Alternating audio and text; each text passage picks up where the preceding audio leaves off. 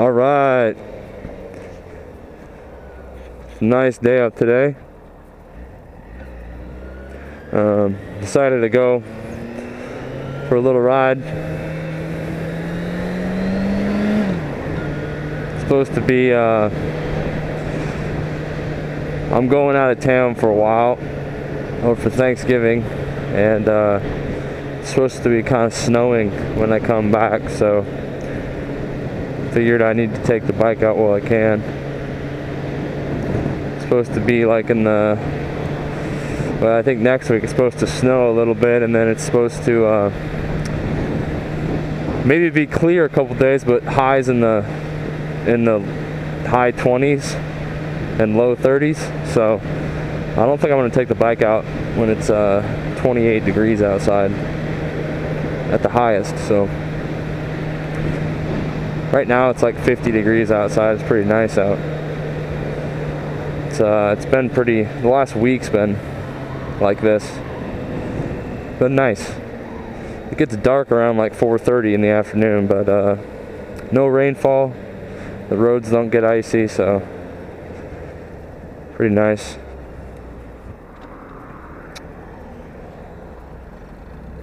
Volkswagen Rabbit.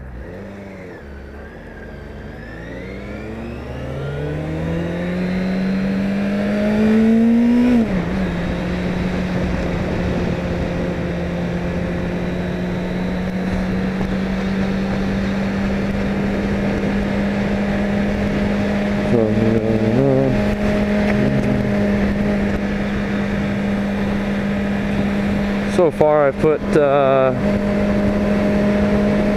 2,100 miles on this bike, and I've owned her for about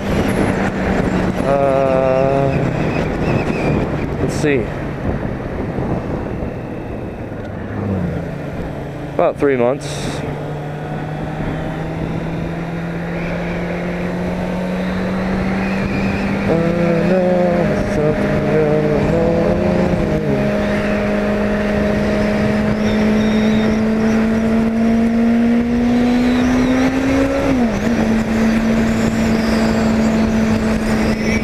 So much better to ride when it's like this.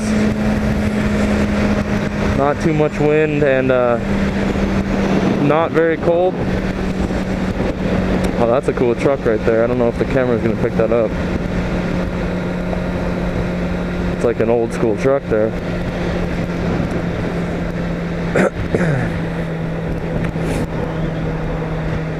I know there's something going on. There's something going on.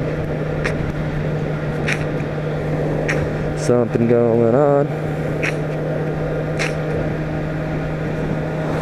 You know, the best rides are the rides that don't have any destination, and that would be this one. Just kind of going wherever I want today. I know there's something going on. There's something going on.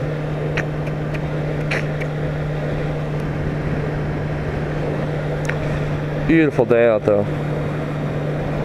Anyway, I guess I could talk about something. I watch a lot of, well, I don't say I watch a lot. I probably watch like one other moto vlog a day. Whether it's Baker or Derek, Baker x Derek, or lately I've been watching Cycle Cruza a lot. He's kind of interesting. Let's see, who else though? I used to watch the Guard Snake. I don't watch him anymore though. I just kind of got sick of him. No offense or anything. I don't know. And yeah. But I've been watching a lot of Cycle Cruza stuff. That guy, he's got a lot of good things to say. You know, he rides a 600 CVR 600 double R, is what he refers to it as. I just call it a 600. Honestly though, I bet he'd like this bike more than he'd like his bike. because he seems like the guy that doesn't ride his bike extremely crazy. So, and if you still want sport bike power with reasonable comfortability, reasonable comfort, I guess you can't really put anything else on that. With reasonable comfort, this bike's awesome. Still red lines up at 14,000, and it cruises all day.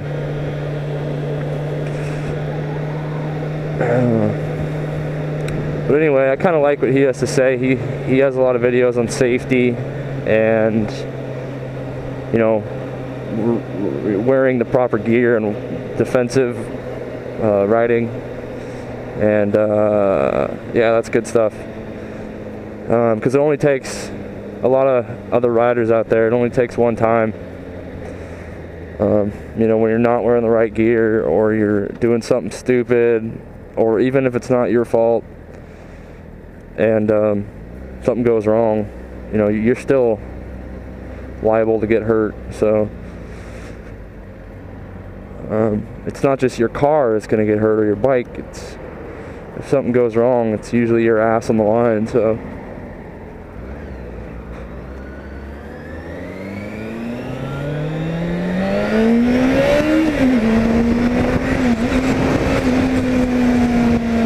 and you know, you can still do stuff like that. You can still have fun with it. But it just has a lot better mid-range cruisability, is what I would say. This thing has plenty get up and go. Nothing like, it's really, you know, I have an R6, and believe me, yeah, the R6, you know what, and probably even the 600 he has, if you really want to go fast, man, you're going to be moving. I'd call this thing, you can still have tons of fun on it, but it's a lot more limited, which is good, I think, because the R6 is, I seriously don't think you should really open that thing up much unless you're on a track. Because it really is that fast. It's pretty dang fast.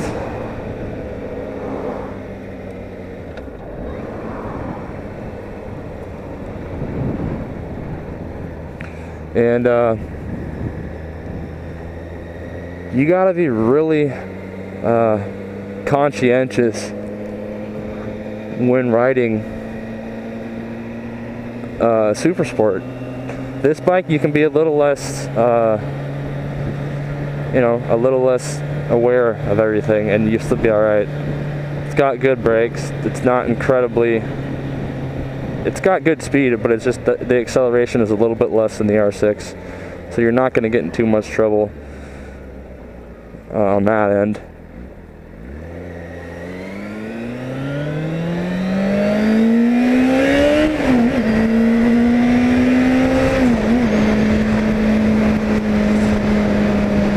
But it's still really fun to ride, and it's got very comfortable seating comparatively. I love this road right here. This is one of my favorite roads to ride. Just look at the views. Open field, blue sky with some clouds. Stunning.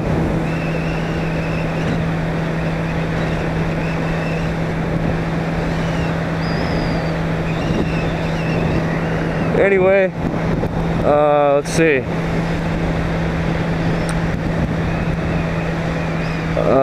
I think I know, I have a lot in common with that guy. Although I don't really understand why he has a Supersport if he's not really on the freeway much. If he's just kind of cruising, I don't know why you wouldn't want to have a bike like this one. If you still want the, you know, the Japanese 4-cylinder. I haven't sat on a CBR myself, so I don't really know, but the R6 isn't very comfortable. It's a lot more uncomfortable compared to this bike. So maybe the CBR is a little more comfortable, but I doubt it's, I guarantee it's not as comfortable as this bike. So, I mean, everyone, sure, you can ride whatever bike you want. I just think those bikes are going to get you in trouble. You're going to get speeding tickets, and you're going to be way more prone to a crash. And it might not even be your fault, but I mean, those things are so damn fast that you could just be going the speed limit and something's in the road, or someone doesn't see you, and you know, sorry, that's it. And that's true for all bikes, but those are even more so. I'm not saying don't buy one, because I have one myself. But you definitely gotta be way more conscientious of your surroundings at that point, because something really bad could happen. And even on this bike, I almost got in trouble not too long ago. Some lady was it was kind of on this road right back here I was just riding. There was just a lady in the middle of the road, and she came to a stop, and I was still a good distance behind her, just going the speed limit, and she wasn't turning, she wasn't doing anything, so I decided to pass her on the left. And right when I decided to pass her, she turned left, and she didn't have her blinker on or anything. And so when I went left, I was going left to pass her, and she started to turn left, so I had to completely stop on the brakes, and I was very close to hitting her car. You know, like I said,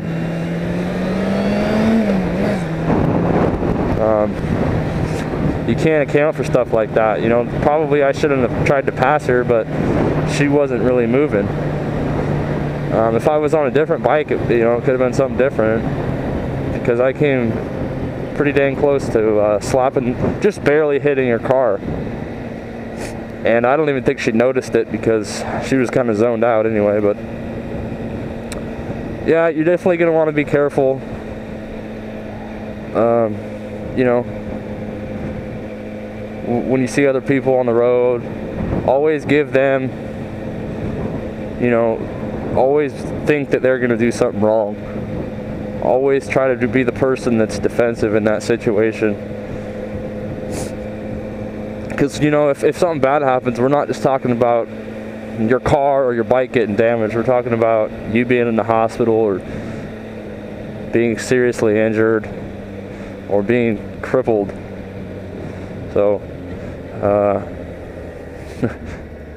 there's a lot of risks with that come with jumping on one of these bikes.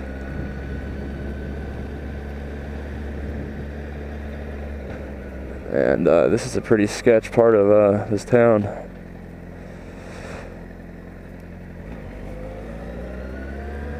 Ooh, Tesla. It's nice.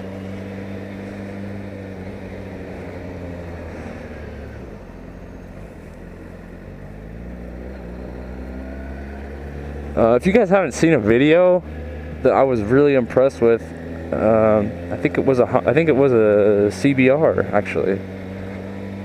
It was a 600. Type into YouTube 200,000 miles on my CBR, or 200,000 miles on my Honda. That's pretty cool. It's like a 10-minute video, and it shows a guy that has this like a Honda 600, and he logs like 200,000 miles on it. That's probably more miles than I've ever ridden in my life, and he rides it all on one bike. So it's a pretty cool video. I think he had the same clutch, and didn't really have to replace a lot, so that's good. I don't know if I'd ever even ride that much or keep a bike for that long, but we'll see. I've only put 2,000 miles on this bike, and I probably put like another 5,000 miles total on every other bike I've had. Maybe not even that much, probably like 4,000. So this is the first bike I've had where I can actually ride it a lot and depend on it being dependable, you know. It's not going to break down all the time, so it's another good thing. Yeah, I think I'm going to ride up this way. This is just kind of my usual ride. Not going too far out of town, but that's a cool truck there.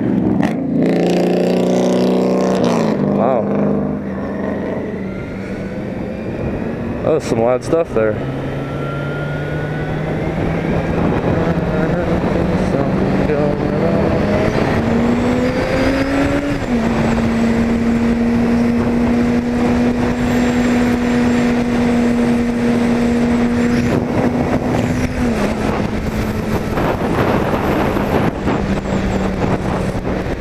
Anyway, guys, well, I guess I'll stay on for a couple more minutes until I get to the top of this hill. When it all comes down to it, as far as getting a bike, especially if it's your first bike, you know, I wouldn't get a Supersport just because you don't even need one of those. I would never buy one. I traded for one, and I feel like I got the better end of the deal, so that's why I did it. And I might resell that bike just to cash out and buy something else. But there's just so much better bikes you can get that have usable power. You know, the R6, they all have top end power. Even this bike, you know, you're not really going extremely fast until you're revving the hell out of it, and that's not really safe. I like bikes with more torque personally. I really do. Even riding my dad's Harley, it's not fast at all, but I really like the torque on it. You know, just a little blip of the throttle at low end, and it's a lot more enjoyable for me. This bike's really good at just cruising, but I miss the torque of my KTM. That was a fun bike, and I'm probably gonna look into getting like a, I don't know, SV 1000 or something. I kind of like torquey bikes more than I like 4 cylinders. I feel I haven't ridden an SV, but I know they're the twin, and I know they have a lot, you know, not as much high-end power, but more torquey, which is kind of something that I prefer. I like torque. I don't really need to go 120 miles an hour anywhere near that, so I'd much rather have torque. Anyway,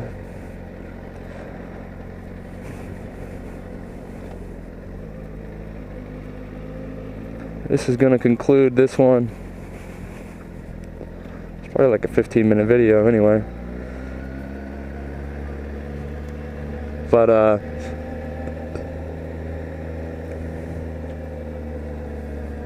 you guys have a good day. I'll try to make some more videos soon.